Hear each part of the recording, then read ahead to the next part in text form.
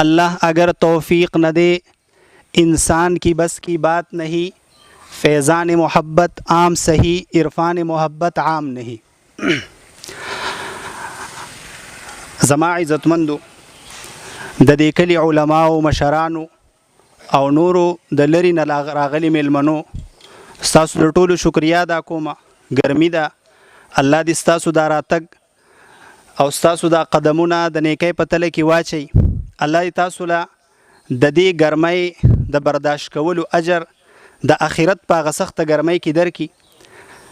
په کم مقصد باندې چې موږ را جمع شوي یو، د هغې مقصد د بیان دپاره، د هغې د وضاحت دپاره زمونږ ډېر درون میلمه استاذ الحدیث حضرت مولانا مفتی نجم الرحمن صاحب، هغوی به په هغې باندې تاسو ته خبرې کوي. زه صرف د دې دپاره حاضر شوی یم چې ستاسو شکریا کوم او کم کار چې موږ شروع کړی دی، کم عظیم مقصد دی. نو شاعر وی الله اگر توفیق نه دی انسان کی بس کی بات نہیں. که الله چاله توفیق ورنکي نو دا د انسان د وس خبره نه ده. فیضان محبت عام صحیح، عرفان محبت عام نه. د الله محبت خو په هر چا باندې عام دی، خو الله د چانه د خپل دین کار واخلي، هغه د خپل دین د پاره منتخب کی. نو د دې تعلق د دې سره دی چې د دې لپاره الله څوک منتخب کی، دا خبره عامه نه ده. الله د دې انسانانو نه ټول خلق د الله د دین د پاره نه منتخب کوي، او چې کم خلق منتخب کی نو دا غي دا مطلب نه دی چې هغه چرته ډیر زیات طاقتور دي. زه د علم په لحاظ سره، د عمر په لحاظ سره، په هر لحاظ سره په دې علاقه کې کمزور یم. زمونږ د والد صاحب دا غوي دعاګانې دي، دا غوي مهنت دی، او د کوم کسانو چې اخلاص کړی دی دا د هغوی د اخلاص هغه نتیجه ده. نن دغه د دې افتتاح کیږي ستاسو مخې ته ده او مونږ ډیر زیات کمزور یو، خو بقول شاعر تو تیرے ابابیل سے کچھ کم،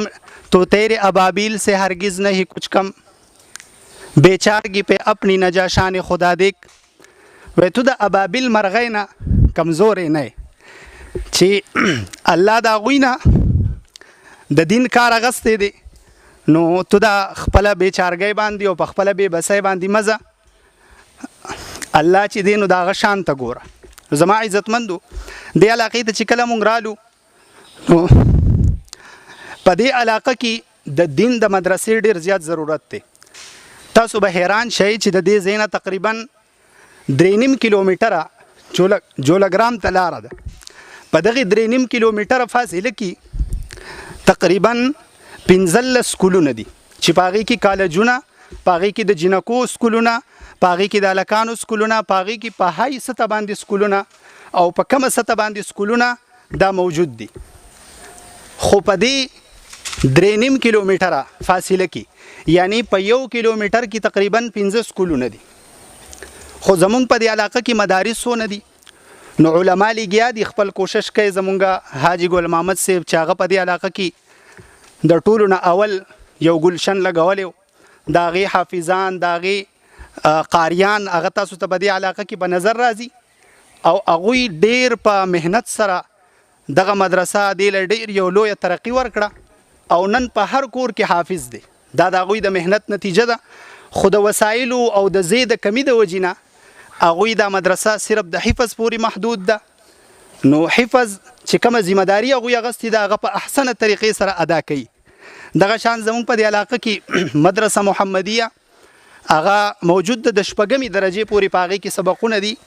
یعنی زمونږ په علاقه کې 15 سکولونه صرف په 3.5 کیلومتره کې موجود دي چې په هغې کې کالجونه دي، په هغې کې د 12مه پورې سبقونه دي. خو زمونږ د طالب علم د پاره په خپل علاقه کې یعنی مونږ ته خدا ښکاري چې یاره د دې مدرسو څه ضرورت دی، او دا مدرسې خو ډېرې زیاتې دي. مدرسې په دې علاقه کې نشته. په دې علاقه کې د کوم ځای کې چې مونږ اوسېږو نو 2.5-3 کیلومتره فاصله کې زمونږ نه ښار دی، او 3-4 کیلومتره فاصله کې زمونږ نه ډېرې جولګرام دی. دلته د مدرسې ډېر اشد ضرورت دی، ډېر سخت ضرورت دی. او د داسې مدرسې چې په هغې کې پوره تعلیمي زمونږ طلبه هغه د سادسې پورې دلته زموږ سره محمدیه کې سبق وایي چې د هغې محتمم حضرت مولانا اسحاق صاحب د هغې ناظم مفتی ارشد علي صاحب دی او ډیر په مهنت سره او ډیر په کوشش سره هغوی لګیا دي دغه خپل چې کومه ذمهداري هغوی ته حواله شوې ده هغه ډیره په ښه طریقې سره ادا کوي خو چې کله زمونږ طلبا حادثې ته ورسي نو زمونږ سره بیا ځای نه بیا هغه طالبان هغوی مونږ بیا د ځان نه جدا کو بیا شیرګړ ته لیږو بیا اکوړي ته لیږو فریدیې ته لیږو کراچۍ ته لیږو دا ولي زمونږ سره وسایل نشته او دونه غټه علاقه په دې کې هر قسمه خلک دا موجود دي د دین باندې خرج کولو جذبه په دین باندې دین له یعنی خپل غاړه ورکول دا ډیر زیات ګران کار دی نو دوی چې کم اخلاص کړی دی الله دې دا قبول کړي بل دا ده یو آخري خبره کومه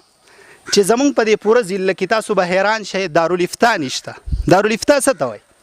یعنی یو سړی ته د مسلې ضرورت پیښ شو الحمدلله زمونږ په هر جماعت کې عالم موجود دی هر جماعت کې عالم شته ته د مسلې ضرورت پیښ شو ته بلاړ شي دا غنه به د مسلې تپوس وکي خو نن سبا داسې دور دی چې کله ته د چانه د مسلې تپوس کې نو هغه وایي ماته د دې حواله پکار ده د دې ریفرنس ماته پکار دی دا ماته په یو تحریري شکل کې پکار ده ماته په خپل یو روغه کې په عدالت کې دغه شان په بل ځای کې ماته د دې مسلې ضرورت دی یو زنانه ده دا غي نکاح ختم شوی دا هغه د مفتی صاحب نه فتوا غواړي چې ماته د فتوی ضرورت دی د لیکلي فتوی کبل فرض زو د بل چا سره نکاح کوم نو چې هغه ته دا یقیني چې او د نکاح ختم شوی د زنانه نکاح ختم شوی دا او دا وس بل نکاح کولی شي یعنی ډیرو زګونو کې د فتوی ضرورت په تحریری شکل کې دا پیخیږي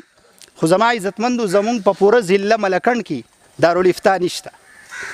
نو دا غي د پاره چې کله مونږ ته د فتوی ضرورت شي نو مونږ چرته زو مونږ شیرګړ ته زو او مونږ چې دینو پیښور ته زو مونږ د کراچۍ نه فتوا راغواړو ان شاء الله زمونږ دا کومه اداره چي ده د کمی چې مونږه اراده کړې ده د عرفان العلوم په نوم باندې او دا غي سره د جمعات دا هم ان شاء الله د یو ادارې په شکل کې ځکه جمعات دا یو تعلیمي اداره ده دې ته خلک صرف د مانزه د پاره نه راځي دې ته د دې د پاره راځي چې هغوی د دین خبرې زده کړي هغوی په دین باندې ځان پوهه کړي دا صرف د جمعات ځای نه دی صرف د مانزه ځای نه دی نو دام یو ډیره غټه اداره ده دلته به ان شاء الله زمونږ کوشش دی کم خلک چې په مدرسو کې سبقونه وای نو دا غوی د مور او پلار سره دا غمی چې اسینه چې زما بچي د دنیوي تعلیم نه محروم شي اسینه چې زما بچي دینی سبق خو وای حالانکه د دنیوي تعلیم دومره اهمیت نشته څومره چې د دینی تعلیم دی خو چون کې د وخت ضرورت دی دا غي نه انکار نشي کېدی نو د دغه د ضرورت پوره کولو لپاره ان شاء الله مونږ اراده کړې ده چې کم بچي په دې مدرسه کې سبق وای او کم ماشوم دلته زمون سره حفظ کوي زمون سره د ادارې له الله وجود ورکی او پدې کې هغه خپل تعلیم حاصلې نو ان شاء الله دا غي سره سره بدی په دنیوي علومو کې آرټیفیشل انټيليجنت کې اي اي پاغي کې با په کمپیوټر کې په انګلیش کې چې دا داسې ماهري چې د دین خبره کوي نو چې د دې د وجې نه هغه مرغوبه کیږي نه چې مال خو انګلیش نه راځي زه خو په کمپیوټر نه پوهیږم نو ان شاء الله زموږ داغي اراده هم ده او دغه شان د دارالافتا پاغي کې موږ باقاعده خپل نقشه کې د دارالافتا یو ډیزاین اخی دی چې ان شاء الله بدی کې به دارالافتا همي نو دا به تاسو په تعاون سره کیږي دا مدرسې دا د عوامو په تعاون سره جوړیږي او دا به الله جوړي دا زونه شم جوړولې دا تاسو نشئ دله به الله وجود ورکړي نو د دې لپاره چې مونږه سونه مهنت کوشش کولی شو بل دا ده چې د دې لپاره کې یو سړی تعاون نشي کولی نو دعا خو هر سړی کولی شي چې موږ د دې لپاره دعا وکړو چې الله تعالی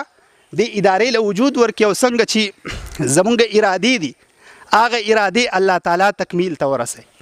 نو ان شاء الله ټول به مهنت کوشش کوو الله دې موږ په دې خبرو د عمل کولو توفیق راکړي واخر دعوانا الحمدلله